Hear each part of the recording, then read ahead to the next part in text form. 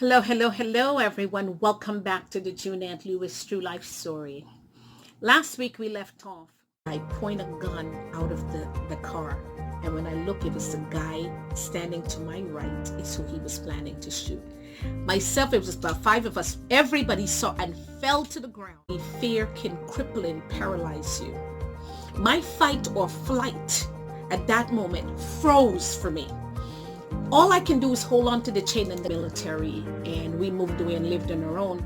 I realized for the first time things were not going right. And we are back. Now, again, I've got some housekeeping to do. If you like my stories and you like this story, please do like, subscribe. Please do share with others because I believe somebody is waiting to hear this story. So, with that being said, Juneann Lewis True Life Story is being sponsored by Vitally Day Cream, Vitally Night Cream, and Vitally Serum. What a beautiful combination for the skin, strictly for health maintenance, maintaining beautiful skin. Thank you so much, Vitally, for your sponsorship. So I want to explain why it is that this is important to me. Several reasons. Some people have already contacted me and says, why didn't you just write a book? Well, I actually do have a book in process, but one of the things that happened is that I realized that I can meet more people by telling my story, because right now it's not about a book and money. It's about getting what I need to get out to individuals. Too many times I've encountered individuals similar to myself who, male and female, it has happened to where I've encountered them. And they have stories similar to mine, not exactly like mine, but similar about sexual abuse, physical abuse, emotional abuse, mental abuse, that sort of thing. And they're either ashamed or they don't feel as if their voice matters. And so as I speak today and as I continue this series, it's speaking out for them and speaking out for myself as well. Somebody needs to hear this. I wish that I'd had somebody back when, in my day when I first got married. I got married in the 80s. And my mom passed away early in my marriage, and I didn't have her.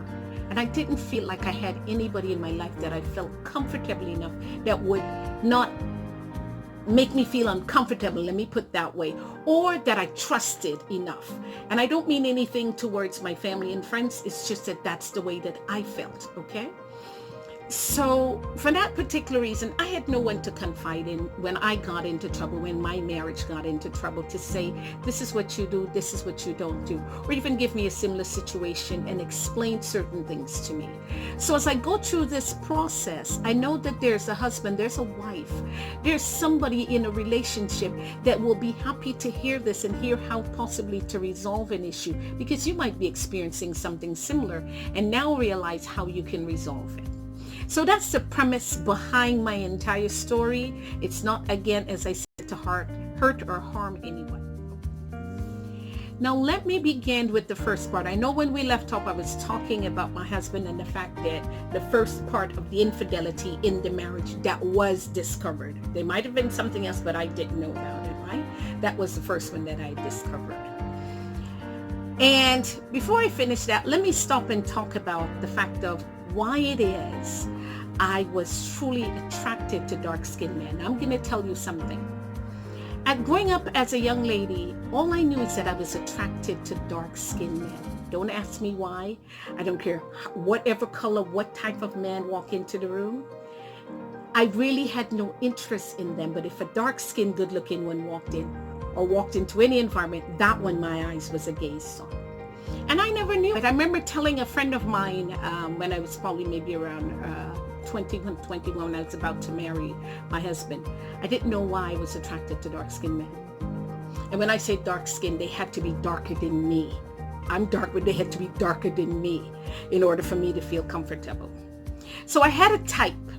And for each and every one of us, we have a type. And we have to look back at why it is you have a type. Why do you have a type? Why do you like that certain type figure, or that certain features of body structure, or whatever it is that you like? Why do you have that type? And I discovered why I had that type. And I'll tell you why I made that statement. Somebody asked me, why did I marry my husband? Part of it was his complexion. I liked him. I fell in love with his complexion before I fell in love with him. He was a decent looking young, at least to me. He looked handsome. And that was it. That was the reason. But I did not realize that until my children were teenagers. I remember they were probably like 15, 16, and 17. We were sitting watching television, and there was a show, and this show talked about why people are the way they are. And this particular psychiatrist went back with this person into their childhood. Now, it's been established that from the age 1 to 7, a character and a personality trait is started in a person. Who you're primarily going to be in life is set with that stage. What you see, what you learn, everything that you observe, that's part of it. And mine was between the age of 6 and 7. My change happened to me. So I was in the first grade, first standard. They call it first standard in Guyana, where I'm from, the British rule. I don't know, they probably have changed that by now. But anyway, I was in first standard, and there was this young man, and I'm just going to give a name. His name was Molif. I'm going to call him Molif. And he and I liked each other. He was an Indian young man and lighter than I was. And he loved me. And when I say love, in the sense of little children, you know, liking each other, he liked me and I liked him. And whatever he had, he would give to me. He would come to school and have a piece of candy. He would break it and give me a piece. And I remember one time my pencil broke, and he broke his number 2 pencil, and he went and sharpened it and came and gave me the part with the eraser. So all of that is the way how this young man felt about me. And I likewise, whatever I had, I shared with him too. And we went home for the summer break. School was out, and we went home for the summer break. And I remember thinking about him during the summer. And when I came back, I was so excited to see him. And when I walked up to him and I said, "Hi, Molif, how are you doing?" He said, "Get away from me, you're black."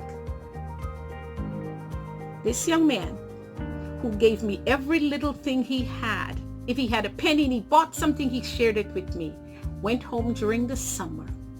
And some adult told him, I'm pretty sure he was excited and told them about me as well. They probably asked him, he said, "Well, do you have a little girlfriend?" And he probably said and they asked, and he explained who it was. An adult more than likely told him, "No, she's black. You can't like her. Don't like her. And when you see her, probably even to tell her she's black, you're not interested." Anyway, when I tell you pain, I remember being so hurt and saying to myself at that moment, when I grow up, I'm going to marry a black man, and we're going to be rich and be millionaires. I'll show him. That was my little thought at that time. Do you know that wrote something in my little spirit? That became part of my character, part of who I was. And I had no clue because I had forgotten about that situation. I didn't remember it. It's not until my children were teenagers and we're sitting watching television. And this movie had a psychiatrist, I don't remember the name of it. And they were talking about people's character, and they were talking about when things are formed. And all of a sudden, that flashed right back into my mind. That is why I always like darker tone men. So it wasn't until then that I realized what had happened. And I started to change my mental thinking. My mindset started to change. Oh, that's what had happened. So that was it. I wanted to express that. And it's because our character of who we are as human beings and the things that we do sometimes stem from all of those situations. So whenever we're getting into a relationship, those are things we have to find out. So we come back to me and my personality, the character of who I became as an individual, as a woman. And it wasn't until I moved here to Florida and I started seeing a psychiatrist, by the way, which is not a crazy thing because people think you have to be crazy. Sometimes you need it just to help you through. especially when you've recognized something is wrong and now you intend to make changes in your life that is going to change that negative into a positive and make you a stronger person. And I would recommend for anybody who's went through anything traumatic, whether it's sexual, physical, mental, whatever it is, I would recommend that you do it. Again, that does not make you crazy. It actually makes you a better person for doing so, seeking out ways of how you can help to shift your paradigm and shift whoever you were into the person that you'd like to see yourself. So that's one of the reasons that I'm seeing a psychiatrist, right? And that's one of the reasons this whole entity of me bringing out my book and putting it out on a vision for everyone to see and talking about my life. It's therapy for me. Even as I speak to you, it's therapy. So let's get back to me and my personality. I recognize now that my anger stemmed from several things in my life. After my age 1 to 7, what happened to me, which was sexual abuse, and this traumatic thing that happened with the young man based on the color of my skin. And I felt demeaned. At that point, anger built in me and I didn't realize it. Anger built. And the thing with the sexual abuse, it continued after I was 7. So that continued for me until at least I think the last time I was probably about 12 or so that happened. 11 or 12. But anyway, I at this point realized that, as I said, and I recognized that I was always mean to people at times. I was loud. I was all of these things. I had a strong personality. And now when I look at people, I can tell within a very short time in a conversation with someone, meeting them for the first time. And based on what we're talking about, I can tell from their personality traits who have been sexually abused, maybe sexual and physical, even mental abuse. And especially when you're in work environment or even business environment, types of personalities tend to tell you things about individuals, right? But that's a benefit for me at this point in my life. I've learned from that. I've made a decision to change that type of person. I remember one time when I hadn't seen my husband for a long time. I was very honorary to people and I didn't even recognize it. I had no idea. I thought it was just me being straightforward and speaking my mind. No, it was honorary. And the reason for that is that I had a lot of hurt and pain in me. And that's what caused me to be that way. To friends and to people that were around me when I was in an environment, if anybody treated me anywhere, I became hostile sometimes. And so those were the things that I recognized about myself and helped me in this forum. It even helped me in terms of the fact with the color situation that I had.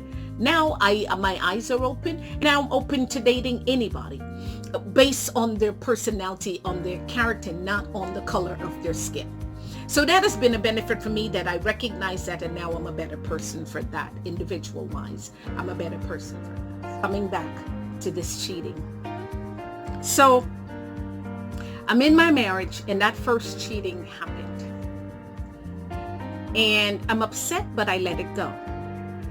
But I'm trying my best now. You're young and you're new in the marriage. I'm trying my best, and I'm trying to cook and do all the little things that I have to do in order to keep my husband happy.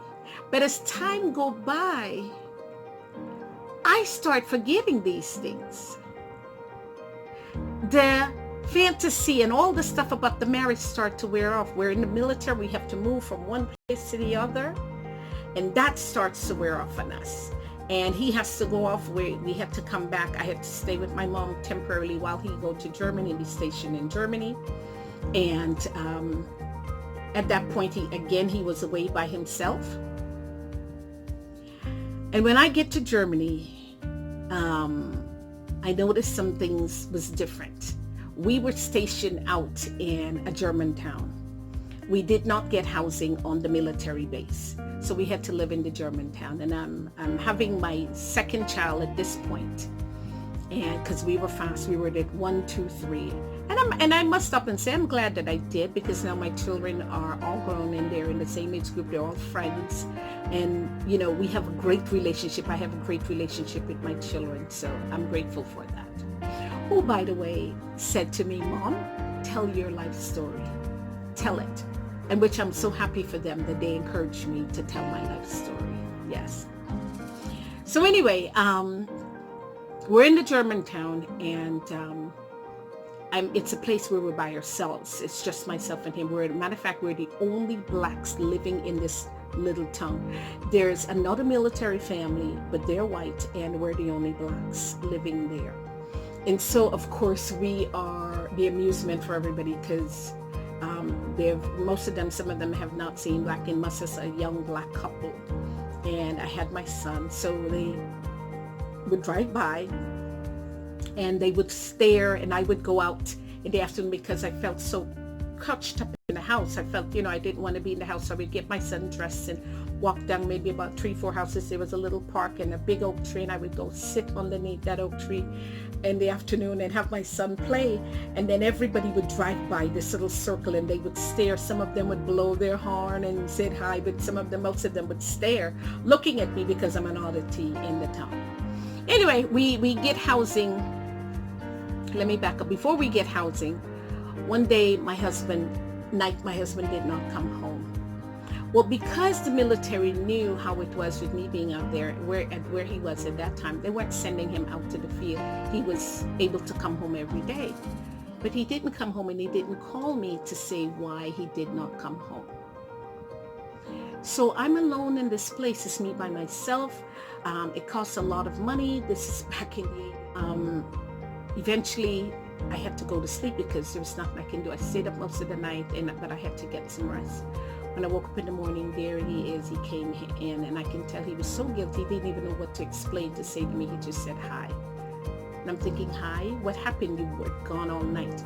Did not have an explanation as to why he was gone. So I was upset, and that was it. So it's so weird in this world. I've got several situations of this. One of the other wives, said to me about a week later, I saw your husband on the bus with another young lady. And I'm thinking to myself, what? She knew right away what had happened because she knows his wife is there where I live, and she knew me, and she said, I saw it. Of course, that brought something, but me again, the way that you're taught, and most of you might know this, is you want your marriage to work. At least from back in those days, you want your marriage to work. And so even though he cheats, you're thinking there's something I can do in order to fix it, at least me at this point. My thought is not on any infidelity. My thought is just to be as well as I possibly can. And I'm insisting to him, I don't cheat on you. Why are you cheating on me? He didn't have an explanation, and that's the one time I've ever seen my husband dumbfounded where he couldn't give an explanation. I guess he himself felt so bad because I was pregnant with the second child. So anyway, that went on. Came back to the States afterwards to have my child. Came back to Germany. Similar situation happened. I'm there not even 2 hours after I landed. Somebody rings my doorbell, and it's a woman at the door. My husband wouldn't go to the door. It's a woman at the door. I go. He's like, don't answer. Anyway, things like that went on. We're back in the States, and we're in California. Similar situations happening. There's cheatings. Now, the average person was going to say, why didn't you leave? I didn't, because I wanted... When myself and my husband got married, not too many people agree. It's like most marriages. People are like, okay, you're too young. I was 21, he was 22, too young. Anyway, I was determined to make my marriage a success. But I don't want you to think that I didn't love my husband or that my husband didn't love me. I know that in the end, our relationship, even though we were legally married, we were living in 2 different countries. He lived in Kuwait, I live here. And we'll get into all of that later on down the line. We'll get into that. But I'm going to share with you, honestly, I did truly still love my husband. And my belief is, based on his actions, that he still has some sort of care for me. I know in the beginning when we met each other, we were truly in love then. Little things he would do. He would take his little money that they give him and spend it all on me, I didn't know this until afterwards. He had told me, taking me out to little restaurants and things, and he would walk to school or ride behind the bus, that sort of thing. I know one thing that he did for me when I was younger, and I must express that and share that. And my mom did not recognize. And again, I'm not blaming her. I understand her situation. She unfortunately, what her mom passed when she was a little girl. She was 5, and so she was raised by several family members. And so certain things she didn't know herself of what to do, right? And so for that particular reason, I'm going to put it, she did the best that she could have done, that she felt that she could have done. So truly, I know that. But anyway, I was working at Alexander's. I was 16, and he would come as a little boyfriend. Every night I had to work, I got off at 10 o'clock, and he would come make sure that I got home safe and then went home. That was little things like that he did that I look back when I remember my husband. I remember those positive things in our lives, the things that he had done for me. So anyway, I want to express something to couples. Relationships, anything of the sort. If you're married and if you're in a relationship, and if you know of anyone that's in a relationship, it's abusive and that sort of thing, do your best to help them, because when we take a vow at the altar, these are all things I'm recognizing now after my husband passed, mind you. When you take a vow at the altar, your goal is to uphold that. But the friends and family that are there as a witness, their goal too is to uphold that. That's the whole thing, why you invite people to witness your marriage. And a lot of times people don't realize that that's what they're supposed to do when they're there witnessing. Everybody just thinks of the party and how they're going to dress. Your job is to make sure that that marriage is successful. And so for you, when things go wrong and you see things go wrong, help them out. If they're sharing that with you. In my case, I didn't share it all of the time. I didn't share it. I was so embarrassed. And so the mistakes that I made and the mistakes that my husband made were mistakes, unfortunately, that I don't want to see somebody else make. When you have a wife, communicate. You have a relationship, communicate. It's the major thing. I can tell you that is one of the major things in my marriage was lack of communication. Because myself and my husband did not talk about stuff. We would have an argument and then it would go on and that was it. I would go my way, he would go his way, and he would probably speak to someone. I now and then, maybe once in a while, would speak to a friend or two, but they weren't giving me good advice either. So everybody was like, oh, leave him, that's the best thing. Oh, so nobody said, sit down, discuss it, explain to him. And you explain and he explained what's happening. And so for that particular reason, communication, I can tell you, is a major thing in any marriage. Men, please do. I know a lot of times men actually don't want to, instead they turn to another woman to think that's going to solve your problem. No, it's not.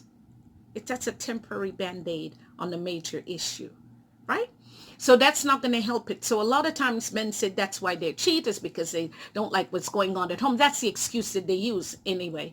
I was speaking to a family friend. We had went on a cruise and I asked him a question because I realized that he more than likely he was one of the people that probably cheated on his wife. And he said to me, you know what? It's okay for men to cheat because we penetrate women and women get penetrated. So the woman should not be involved with more than one man, but a man can be involved with more than one woman. What a silly analogy. When the two intertwine with each other, it doesn't matter. Wrong is wrong and right is right. Right? According to our society, it is. So we must adhere to that and live our lives according to it. And somebody said, who are you talking to, Juneann? You're telling us that you're getting ready to tell us about your infidelity. I'll get to tell you how that is. And it's easier than you think to get into infidelity, especially when you're in a stressful marriage and you're looking for someone to talk to and you find that person, especially if it's an opposite sex. Ladies, I'm going to say be careful with that. Be careful with the male friend that you're telling, or whoever it is that you're telling your situation to, especially if it's the opposite sex. Be careful with that, because it's easy for them to help you along and guide you in the wrong way, mind you, but they're just telling you things you want to hear. And they're listening to you and you feel comfortable with that. And that's an easy way to get involved in an external relationship that's not good. So I'll get into that on my other time. On my next session, I'll tell you about that, how I got into trouble and caught myself in a relationship. It didn't last long, but still, the mere fact that it did, that's the thing that happened, right? It shouldn't have. So guys, I truly do care about you, and thank you so much for watching. Catch me on the other one. I will be getting into how about the point with my husband, and the first infidelity with the child, and the other situation, the shocker and the bomber that I've got for you. I know that's coming down the line. But guys, I love you. Thank you so much. I hope this helps somebody today. Have a blessed day. Remember, stay safe from this coronavirus. Use your sense. Stay at home.